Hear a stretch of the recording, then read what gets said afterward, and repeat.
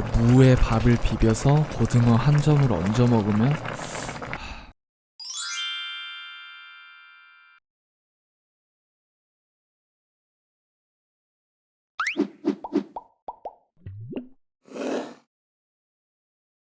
오늘 뚝딱 만들 요리는 고등어 조림입니다. 재료는 고등어 2마리, 무, 대파, 양파, 고추입니다.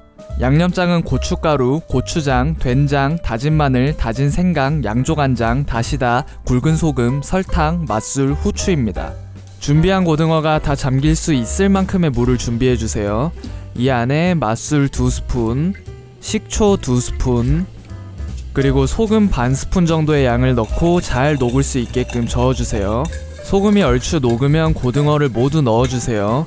이렇게 약 10분 정도 담가 놓으면 잡내가 사라지고 고등어의 살이 탱탱해져서 식감이 좋아집니다. 시간이 없거나 귀찮으신 분들은 이 과정을 생략하셔도 됩니다. 고등어 조림에 무가 빠지면 조용필 밴드 없는 조용필 콘서트죠. 무 하나를 도톰하게 등분한 뒤 손가락 굵기 정도로 잘라주세요. 대파 한 대를 어슷 썰어주세요.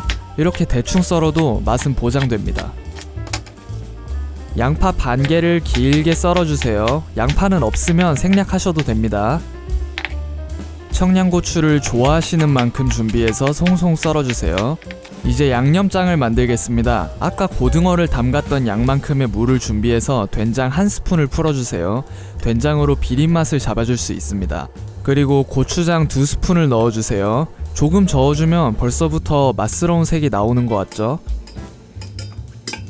여기에 고춧가루 2스푼과 다시다 1스푼, 설탕을 하나, 둘, 3스푼, 다진 마늘 1스푼, 다진 생강 2분의 1스푼, 액젓 1스푼, 양조간장을 하나, 둘, 3스푼, 참기름 1스푼, 그리고 냄새를 또 한 번 잡아줄 맛술 2스푼과 후추를 적당량 뿌려주세요.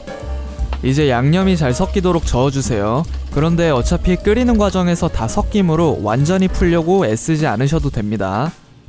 본격적으로 요리를 해보도록 할게요. 냄비 바닥에 물을 골고루 깔아주세요. 그 위에 고등어를 나이스하고 젠틀하게 올려주세요. 이게 요리의 정성이죠. 준비하신 양념장이 고등어 표면에 골고루 흠뻑 젖을 수 있도록 부어주세요.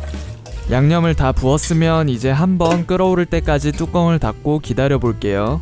뚜껑을 살짝 덜 닫아줘서 증기를 빠져나오게 하고 비린내도 같이 날려보내줍니다. 벌써부터 먹음직스럽게 끓어오르고 있네요. 이제 썰어둔 대파와 양파를 고등어 위에 섬세하지만 무심한 듯이 올려주세요. 이제 다시 한번 뚜껑을 닫고 양념을 조금 더 자작하게 졸여보도록 하겠습니다. 양념이 이제 얼추 자작하게 졸아든 것 같으면 다시 뚜껑을 열고 이 위에 청양고추를 살살살 뿌려주기만 하면 짜잔! 맛있는 고등어 조림 완성! 언제 해먹어도 맛있는 반찬입니다.